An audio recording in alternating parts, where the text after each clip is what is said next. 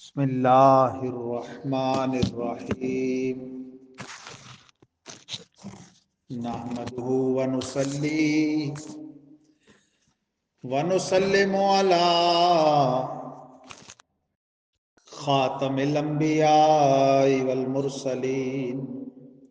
وعلی آلہ وصحبہ واہل بیتہ اجمعین اما بعد فاعوذ باللہ من الشیطان الرجیم بسم اللہ الرحمن الرحیم وَيَسْتَفْتُونَكَ فِي النِّسَاءِ صدق اللہ العظیم وصدق رسولہ النبی الکریم الامین ونحن علی ذلک لمن الشاہدین والشاکرین والحمد للہ رب العالمین ان اللہ وملائکتہ یصلون علی النبی یا ایھا الذین آمنوا صلوا علیہ وسلموا تسلیما صلی اللہ علی النبی الامی وآلہ صلی اللہ علیہ وسلم صلاۃ و سلام علیک یا رسول اللہ وعلی آلک و صحابک یا حبیب اللہ الصلاۃ والسلام علیک یا خاتم النبیین وعلی آلک و صحابک یا حبیب رب العالمین۔ حمد باری تعالیٰ اور دربار رسالت مآب علیہ افضل الصلوات و اکمل التسلیمات میں ہدیہ درود و سلام عرض کرنے کے بعد گرامی قدر سامعین کرام بحمد اللہ تعالی بندہ ناچیز اور آپ حضرات فریضہ جمعہ کی ادائیگی کے لیے مرکز اہل سنت گلشن شرازی کالونی میاں والی میں حاضر ہوئے ہیں۔ گزشتہ سے پیوستہ آج سورۃ النساء پارہ نمبر 5 کا رکوع نمبر 16 کا ترجمہ اور مختصر تفسیر جو کہ آیت نمبر 127 سے لے کر آیت نمبر 134 تک کا رکوع ہے، اس کا بیان ہوگا۔ اور اس سورت کے شروع میں آپ نے ملاحظہ کیا کہ سورۃ النساء کے نام کی نسبت سے اللہ تعالیٰ نے عورتوں اور یتیم بچوں کے حقوق کا بیان فرمایا، پھر اس کے بعد مختلف احکام بیان فرمائے، مختلف نوعیت کے وعدہ اور وعید، ترغیب و ترہیب اور اپنی کبریائی کا بیان فرمایا، اور اب پھر عورتوں کے حقوق کے متعلق احکام بیان فرماتے ہوئے فرماتا ہے وَيَسْتَفْتُونَكَ فِي النِّسَاءِ، اور فتویٰ طلب کرتے ہیں آپ سے اے حبیب عورتوں کے متعلق۔ قُلِ اللَّهُ يُفْتِيكُمْ فِيهِنَّ، تم فرماؤ اللہ فتویٰ دیتا ہے تمہیں ان عورتوں کے بارے میں۔ وَمَا يُتْلَى عَلَيْكُمْ فِي الْكِتَابِ فِي يَتَامَى النِّسَاءِ اللَّاتِي لَا تُؤْتُونَهُنَّ مَا كُتِبَ لَهُنَّ، جو تلاوت کیا جاتا ہے اور جو تلاوت کیا جاتا ہے تم پر کتاب میں یتیم لڑکیوں کے بارے میں، وہ کہ جن کو نہیں دیتے تم وہ جو مقرر کیا گیا ان کے لیے، یعنی ان کا حق مہر۔ وَتَرْغَبُونَ أَن تَنكِحُوهُنَّ، اور منہ پھیرتے ہو ان سے نکاح کرنے سے۔ وَالْمُسْتَضْعَفِينَ مِنَ الْوِلْدَانِ، اور کمزور بچوں کے بارے میں۔ وَأَن تَقُومُوا لِلْيَتَامَى بِالْقِسْطِ، اور یہ کہ قائم رہو تم یتیموں کے حوالے سے انصاف کے ساتھ۔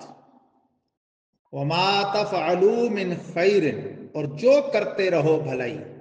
فَإِنَّ اللَّهَ كَانَ بِهِ عَلِيمًا، تو بے شک اللہ اسے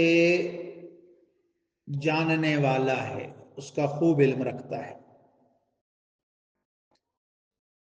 مفسرین کرام فرماتے ہیں گویا اللہ اپنے حبیب کو فرما رہا ہے کہ عیینہ بن حسین کے توسط سے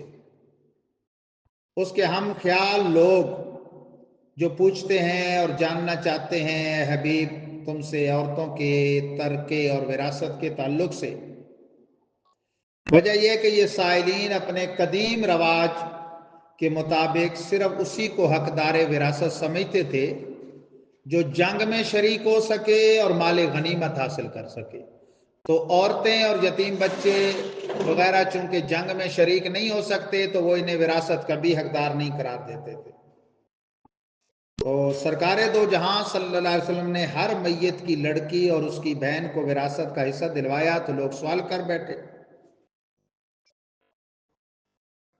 تو اے محبوب سوال کرنے والوں سے کہہ دو کہ اللہ بیان فرماتے ہیں اپنا حکم،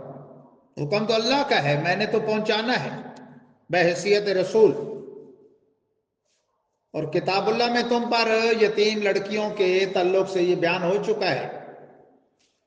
کہ جو ان کا مقرر حصہ ہے اس کو دو، اس کے دینے میں بے رغبتی نہ کرو۔ اچھا، ان کا انداز کیا تھا؟ اگر عورت خوبصورت اور مالدار ہوتی تو اس کا سرپرست اس میں رغبت رکھتا، دو وجہ سے، ایک خوبصورتی کی وجہ سے اور دوسرا یہ کہ مالدار ہے تو مال میرے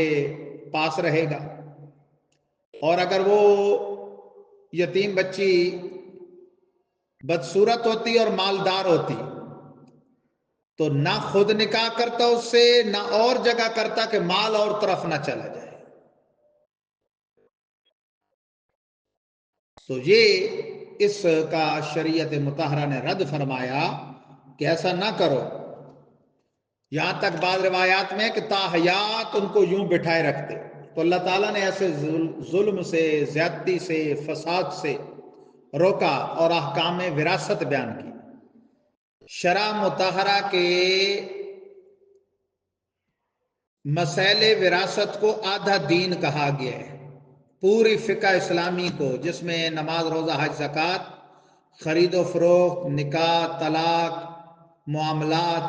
پھر جو حدود و قصاص ہوتے ہیں، جو شریعت کے اندر جرموں پر جو سزائیں ہیں، شراب کی حد ہے، چوری کی ہے، قتل کی ہے وغیرہ، ان ساری چیزوں کو آدھا دین کہا گیا ہے، اور ترکے کے مسائل کو آدھا دین کہا گیا ہے۔ کیوں؟ ان سب کا تعلق حیات سے ہے اور ان کا تعلق بعد حیات سے ہے، ممات کے ساتھ۔ اور جتنے تفصیلی احکام شریعت کے ترکے اور میراث کے قرآن پاک میں کھول کھول کے بیان ہوئے ہیں، کسی اور چیز کے بیان نہیں۔ میراث کا کوئی مسئلہ بھی قیاسی نہیں ہے جو مجتہدین نے خود اجتہاد کر کے بیان کیا،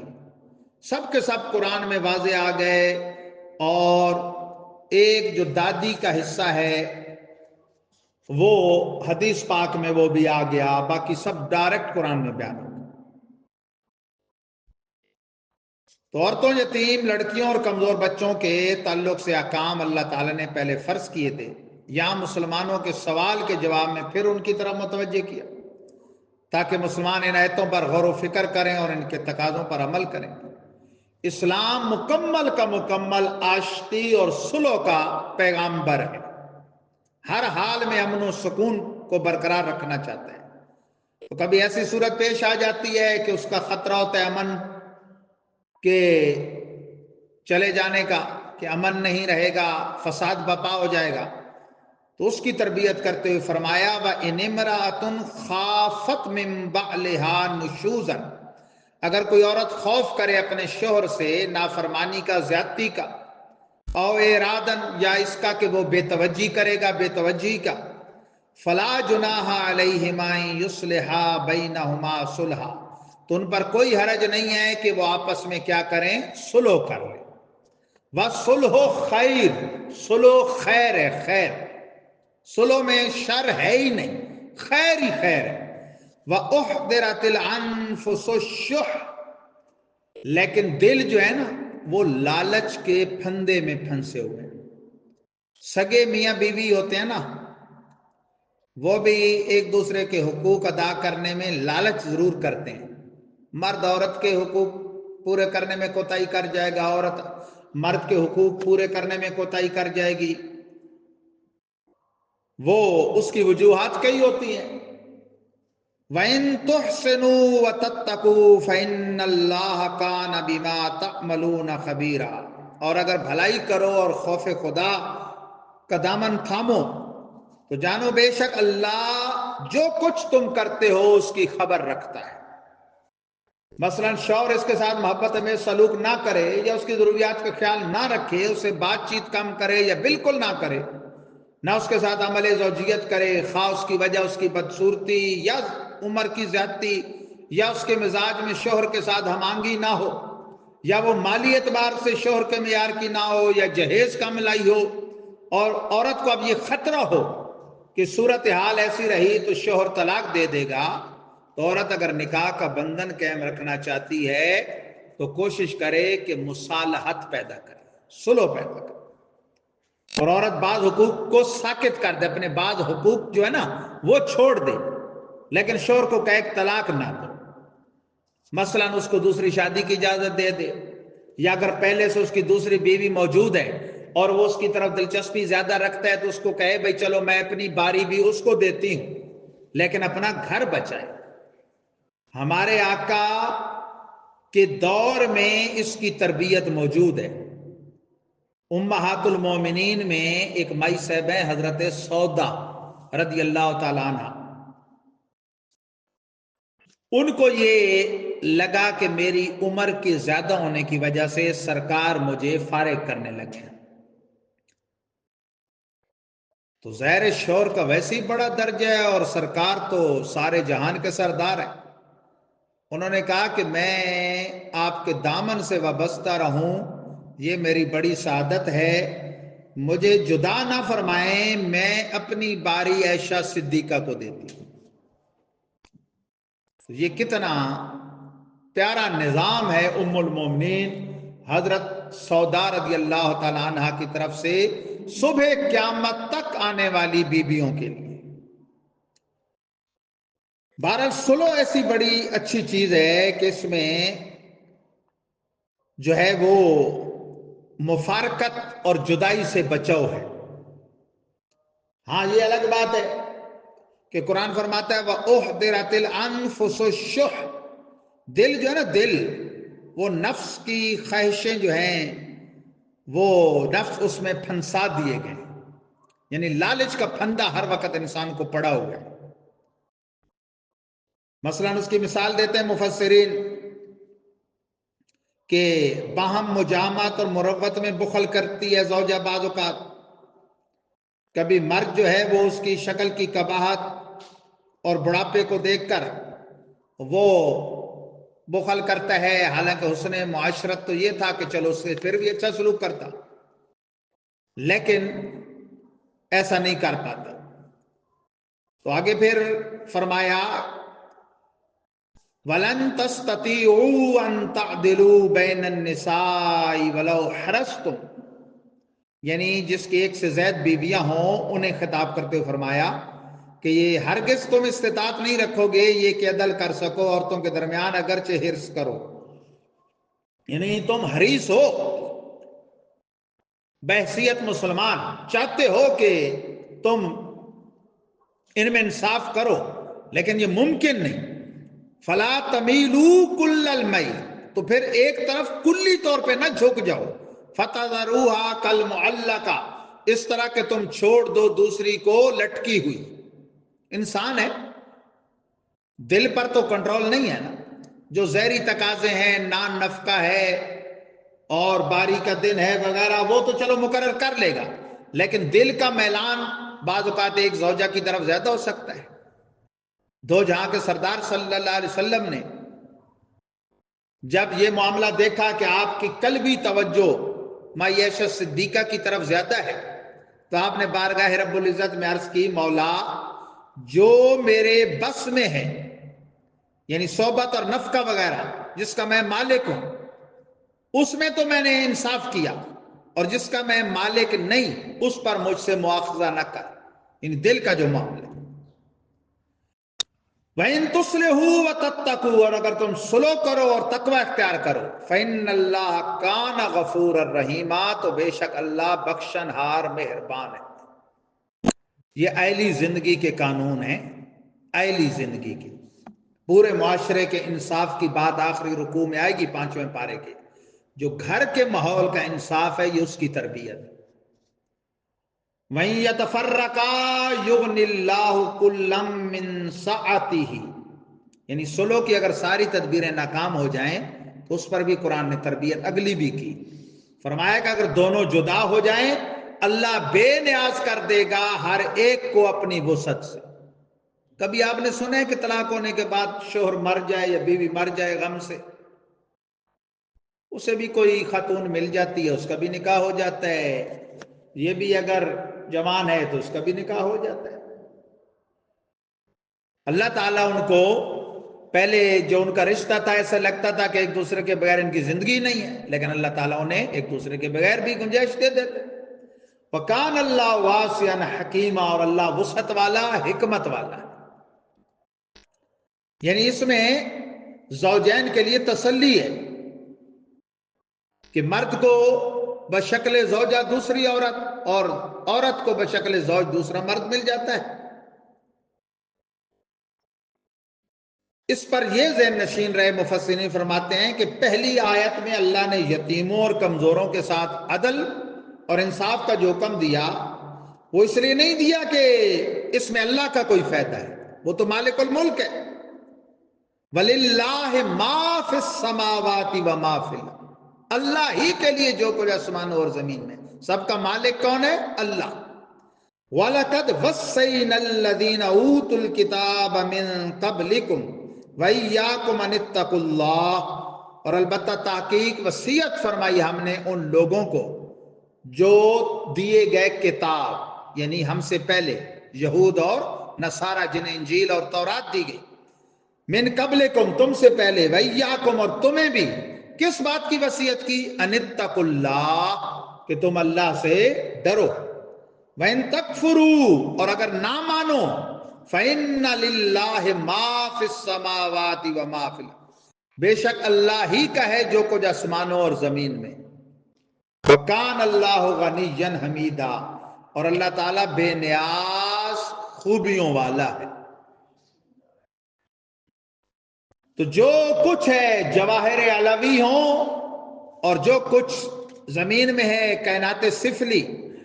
سب اللہ کا ہے، وہ ہر چیز سے غنی ہے، ہر چیز پر قدرت والا ہے۔ اس کا کرم ہے کہ بندوں کو نیکی پر خود توفیق بھی دیتا ہے اور اجر بھی عطا فرماتا ہے۔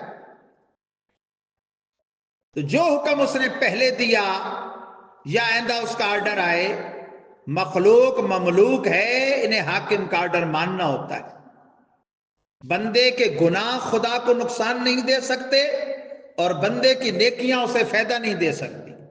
نفع نقصان بندے کا اپنا ہے۔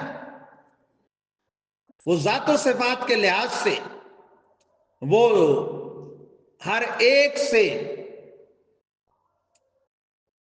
مخلوق کا کوئی فرد اس کا ہمسر ہو ہی نہیں سکتا۔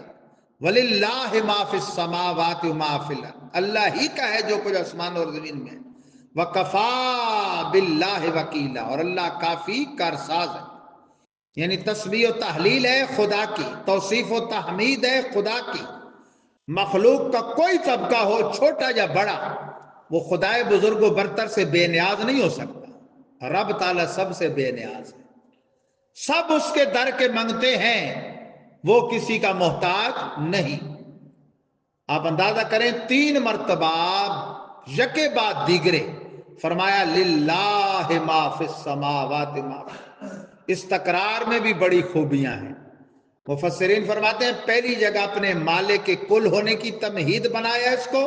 دوسری جگہ اپنے غنی اور حمید ہونے کا عنوان، اور تیسری جگہ اپنے کارساز ہونے کو مدلل فرمایا۔ تو سہارا تو اسے چاہیے ہوتا ہے جو قادر مطلق نہ ہو، وہ تو قادر مطلق ہے۔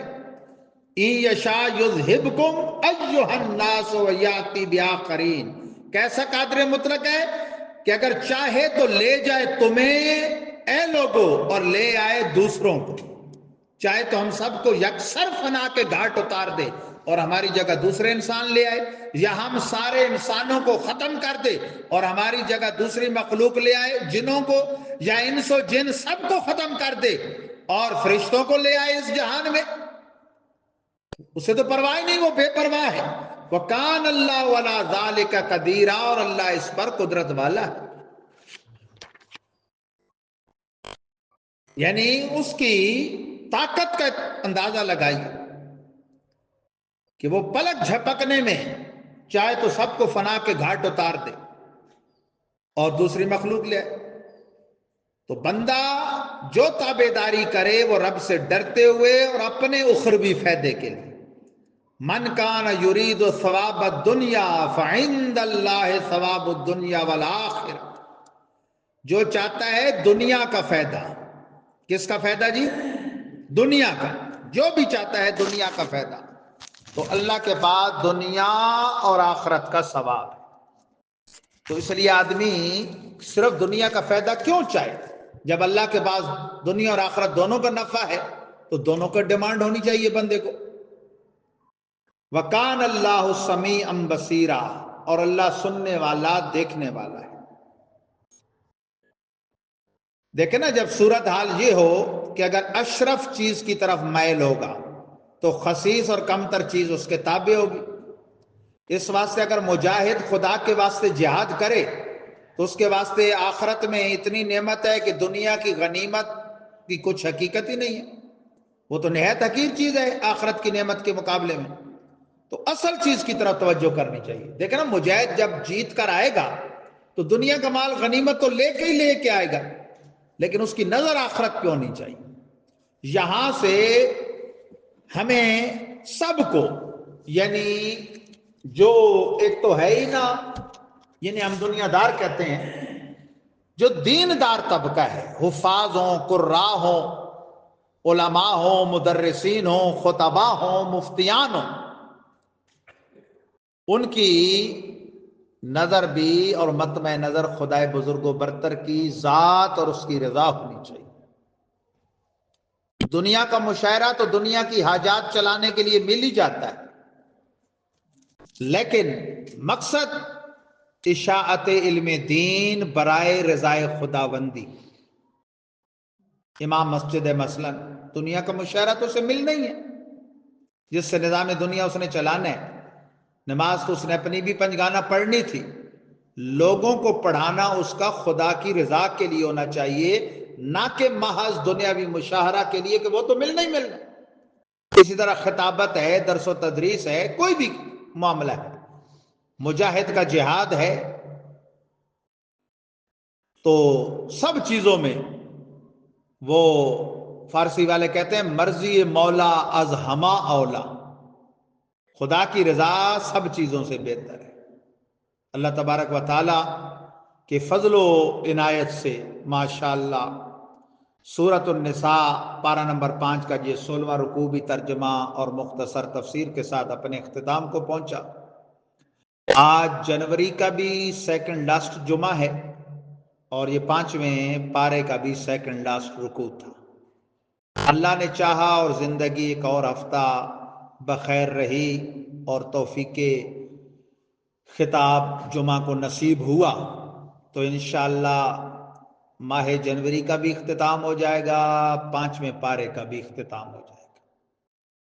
تو پھر اس 5ویں پارے کے اختتام کی خوشی میں اور آن لائن سالانہ مفتی کورس، طبیب کورس اور عامل کورس کرنے والے فضلاء کی دستار فضیلت اور تقسیم اسناد کی خوشی میں انشاءاللہ 1 فروری بروز اتوار کو، یعنی ایک تو پرسوں اتوار ہے، اس سے اگلی اتوار، عظیم الشان 6ٹی سالانہ محفل بہار معطر یہاں انعقاد پذیر ہو رہی ہے۔ آپ سب دوستوں کو میں خود دعوت پیش کر رہا ہوں، آپ آگے ہماری طرف سے داعی بن جائیں، دعوت دینے والے، مشتہر بن جائیں، اشتہار بن جائیں، ہر عزیز رشتہ دار دوست ساتھی تک دعوت پہنچائیں، خود اپنا شیڈول بھی ایسا بنائیں کہ اگر بعض جیسے دوست ہوتے ہیں ان کی چھٹی اتوار کو نہیں ہوتی، جمعے کو ہوتی ہے، تو وہ بھی اپنا شیڈول بنائیں کہ بھئی ہم نے چھٹی کرنی ہے، یا اگر چھٹی ہوتی ہے لیکن اس میں اور بھی ادھر ادھر کو معاملات ہوتے ہیں تو ذہن بنائیں کہ انشاءاللہ ہم نے بھرپور شرکت کرنی ہے، اور دیگر معاملات کو شام پہ رکھ دیں۔ صبح انشاءاللہ 8-9 بجے یہ محفل شروع ہو جائے گی، دن 2 بجے دعا خیر ہوگی۔ ملک کے طول و عرض سے الحمدللہ کراچی تا کشمیر علماء اور مشائخ کا ایک جمع غفیر ماشاءاللہ ثنا خانہ نے مصطفیٰ اور اعلیٰ حضرت عظیم البرکت کی خانوادے اور اولاد پاک سے شہزادگان وہ بھی تشریف لا رہے ہیں، آئیں علماء کی زیارت بھی کریں، علماء کے خطاب بھی سنیں، اور اپنے نوجوان علماء جنہوں نے آن لائن مفتی کورس کیا ان کی دستار فضیلت کی خوشی میں بھی شامل ہوں۔ لنگر غوثیہ کا بھی وسیع انتظام ہے۔ اللہ تعالیٰ ہم سب کا حامی و ناصر ہو۔ وآخر الدعوانا الحمد